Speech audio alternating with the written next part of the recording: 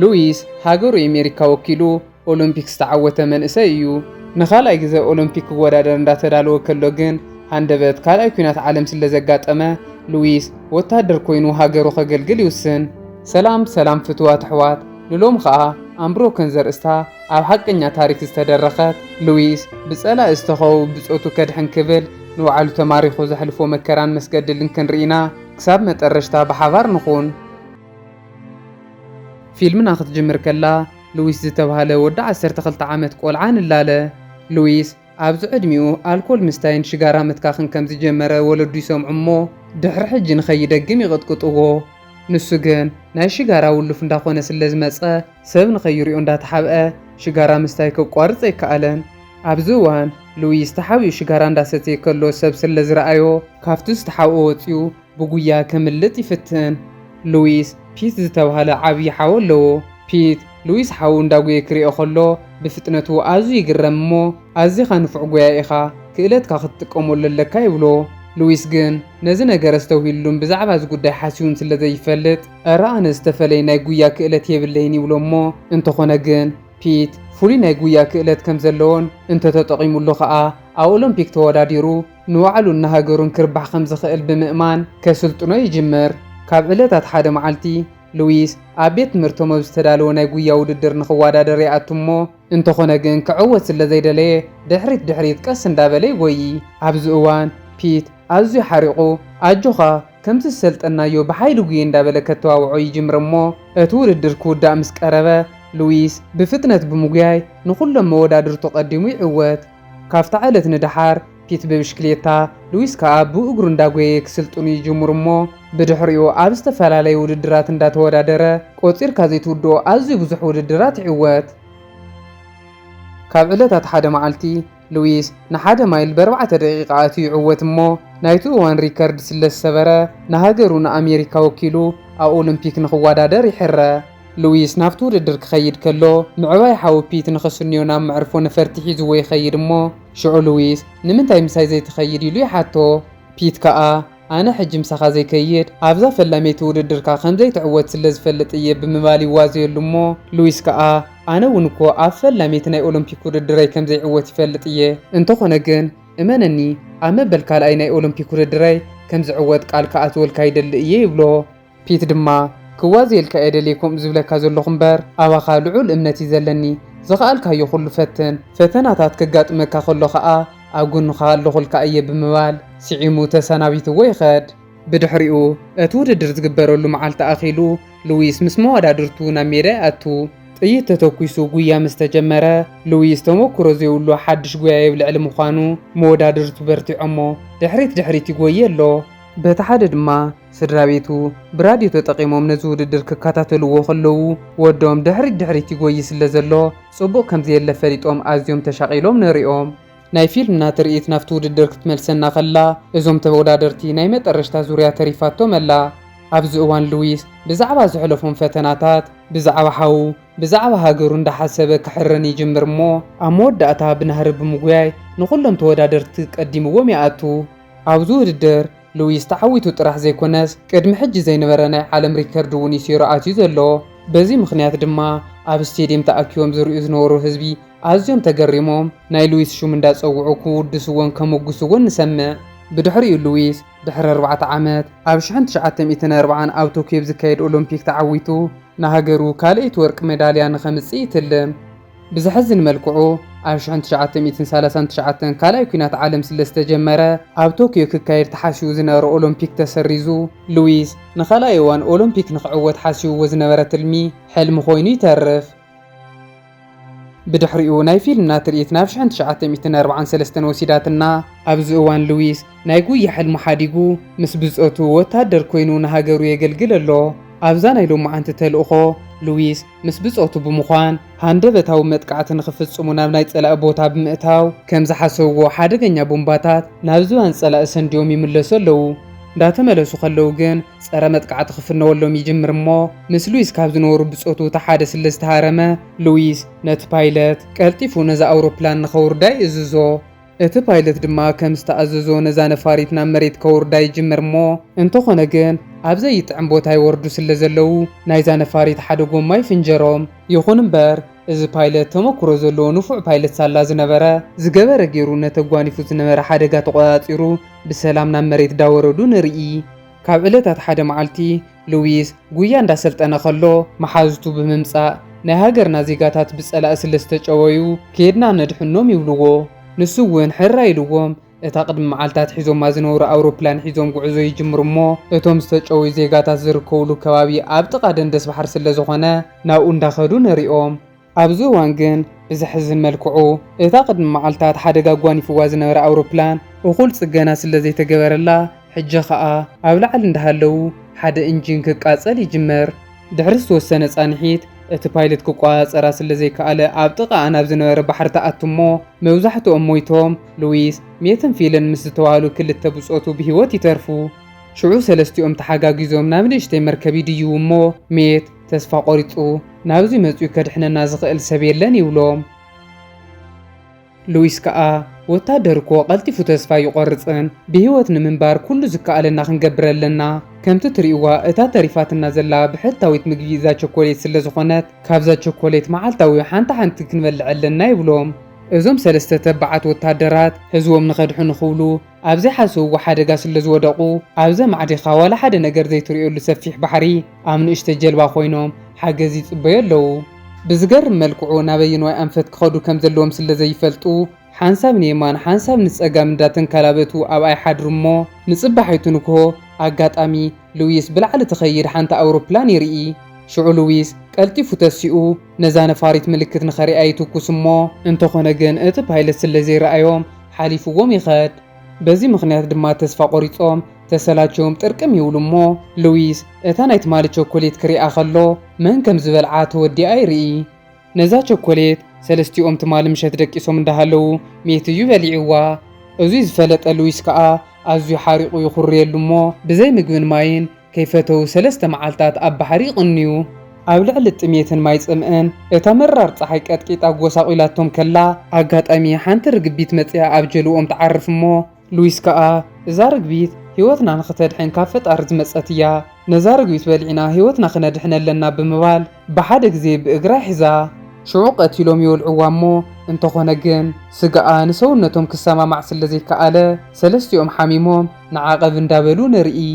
ድሕሪ ንእሽተይ ጻንሒት ፊል ኣብቲ ባሕሪ ዓሳ ይርኢ እሞ ዓሳ እንዳገፈፍና ንብላዕ ዝብል ሓሳብ ስለ ዘምፀ ንሶም እውን በዚ ሓሳብ ተሰማሚዖም ብዝተፈላለዩ ሜላታት እንዳተጠቀሙ ዓሳ ብምግፋፍ ከይጠወሱ ክወልዕዎ ይጅምሩ። በዚ መልክዑ ጽቡቕ ኢሎም ንምሸቱ ግን ሓያል ማዕበል ስለ ዘጋጠመ ጀልቦኦም ክግልብጠሎም ኢሉ ሓያል ፈተና ይኾኖም። ንሶም ከዓ ካልእ መማረፂ ስለ ዘይብሎም ናይዛ ጀልባ ሚዛን ንምሕላው ኣብ ዝተፈላለየ ኣንፈት ከፍ ብምባል ነዚ ፈተና ይሕልፍዎ እሞ ኣብ መወዳእታ ማዕበል ተረጋጊኡ ንሶም እውን ይድቅሱ። ብድሕሪኡ ድሕሪ ንእሽተይ ጻንሒት ዝናብ ክሃርም ይጅመር እሞ ንሶም ከዓ ንመዓልታት ብሰንኪ ጽምኢ ማይ ጎረሮኦም ደሪቑ ስለ ዝነበረ ሃህ ኢሎም ካብ ኣቦይ ዝጎይ ማይ እንዳተቐበሉ ጎረሮኦም ከተርክሱ ይፍትኑ። ንጽባሒቱ ንጎ ክትስኡ ከለዉ ገጾም ብምርኣይ ጥራሕ ኣዝዩ ክፉእ እዋን ይሕልፉ ከም ዘለዉ ምፍላጥ ይከኣል። ሎም መዓንቲ ናብዚ ባሕሪ ካብ ዝመፁ መበል 27 መዓልቶም እያ። እነ ሉዊስ ከፊእዎም እንዳሃለወ ኣጋጣሚ ሓንቲ ነፋሪት ብላዕሊ እንዳኸደት ይርኢ እሞ ሽዑ ሉዊስ ንኽሪእዎም ሓሲቡ ሽጉጥ ይትኩስ። ብዘሕዝን መልክዑ ግን እዛ ነፋሪት ናይ ኣሜሪካ ዘይኮነትስ ናይ ጸላእቶም ናይ ጃፓን እያ። እዞም ናይ ጃፓን ወታደራት ኣብ ከክንዲ ዘድሕንዎም ክትኩስሎም ይጅምሩ እሞ እነ ሉዊስ ድማ ዘሊሎም ናፍቲ ባሕሪ ብምእታው ነውሶም ከድሕኑ ከለዉ እንተኾነ ግን ተኩሶም ነቲ ሓንቲ ናይ ፕላስቲክ ጀልቦኦም ኣንኪሎምሎም ከይዶም። ከምዚ እንዳበሉ ነን ሉዊስ ዝብላዕ ምግብን ዝስተ ማይን ከይረኸቡ ናብዚ ካብ ዝመፁ 45 መዓልቲ ኮይንዎም።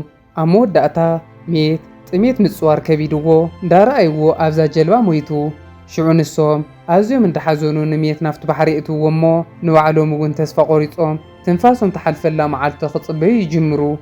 ድሕሪ 2 መዓልታት ክልቲኦም ደቂሶም እንዳሃለዉ ሓንቲ መርከብ ትመጽእ እሞ እዛ መርከብ ናይ ጃፓናውያን ዋላ እኳ ትኾነት ንሶም ግን ኣሲሮም ናብ ሓላፊኦም ሒዞሞም ይኸዱ።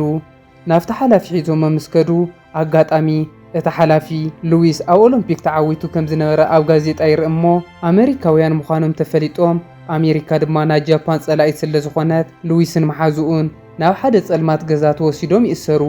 ንጽባሓይቱ ናብ ብዙሓት ከምኦም ዝበሉ እስራት ይወስድዎም እሞ ኣብዚ ቦታ ብዙሓት ኣብ ጦርነት ዝተማረኹ ናይ ኣሜሪካ ወታደራት ከም ባርያ እንዳተንገላትዑ ንርኢ።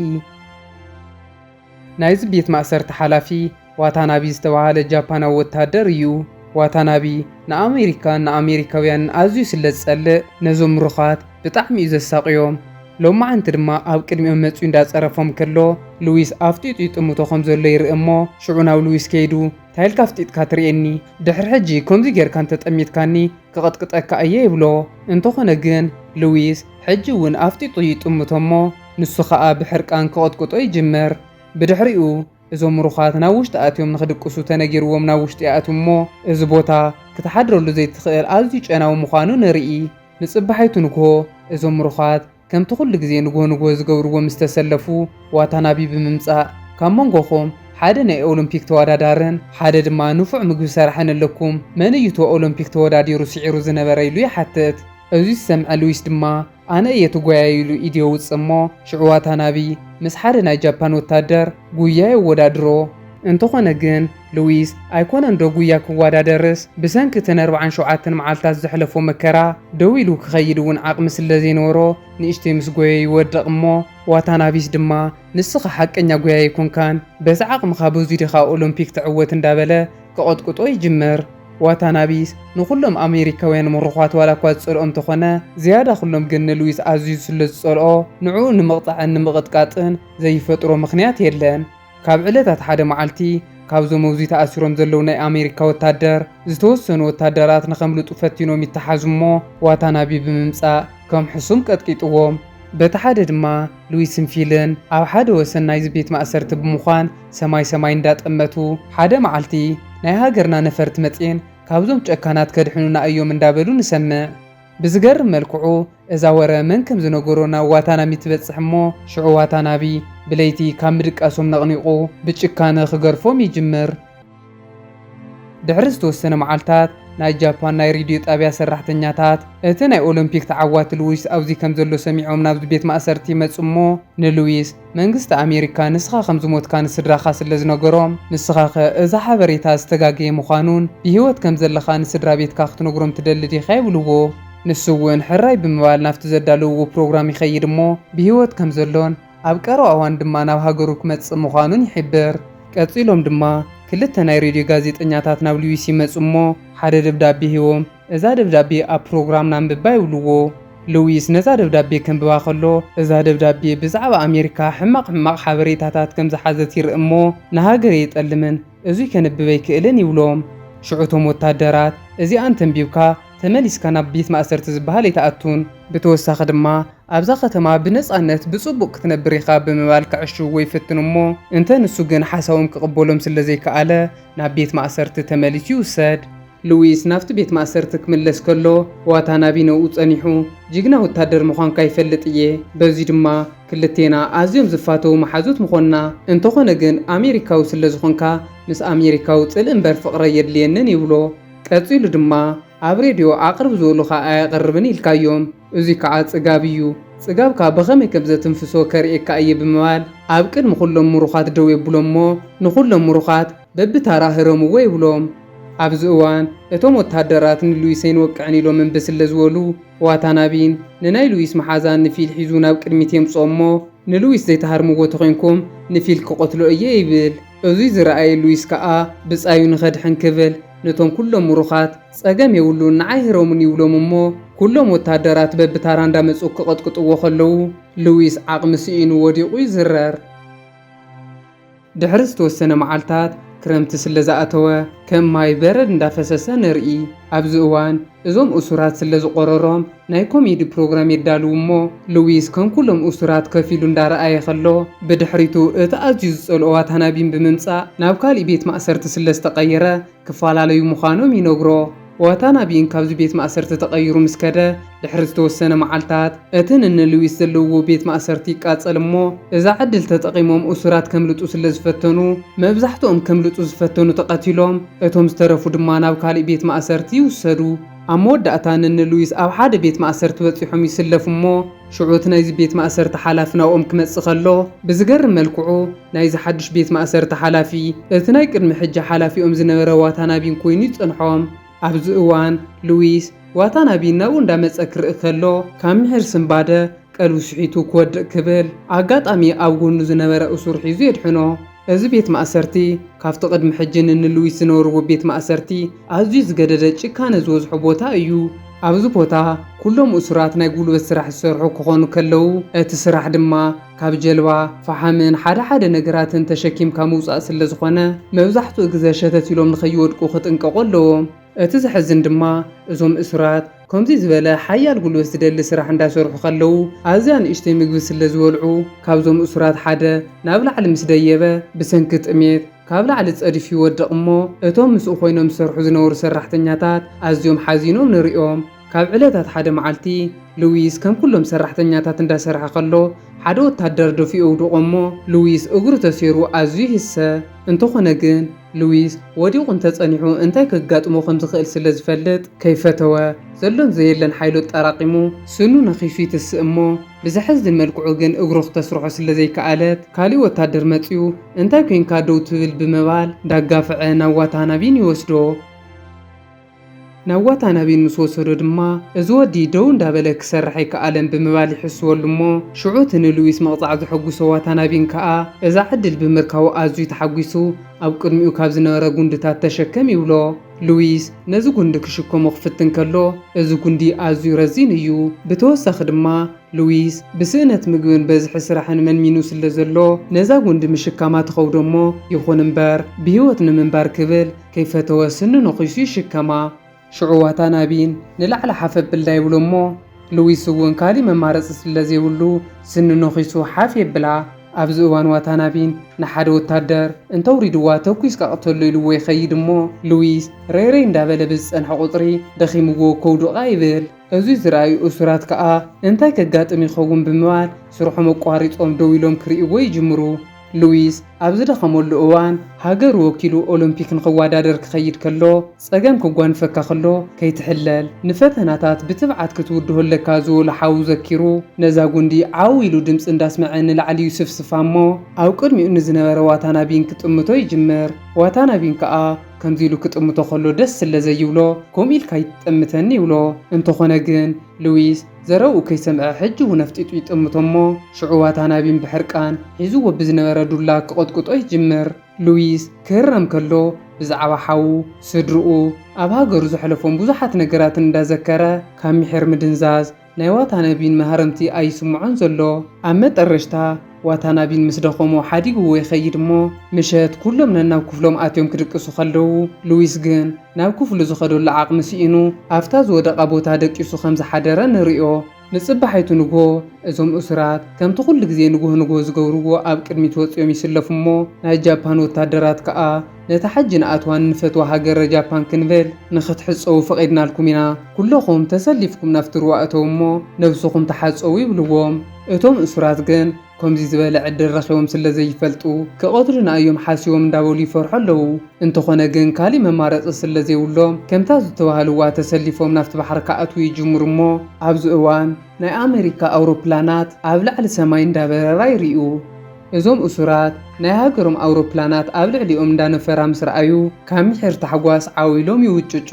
እዚ ኮይኑ ዘሎ ኣሜሪካን ጃፓንን ስለ ዝተዓረቓ ክኸውን ከሎ እተን ኣውሮፕላናት ድማ ነዞም እሱራት ምግብን ክዳውንትን ካብ ላዕሊ ይስንድያሎም።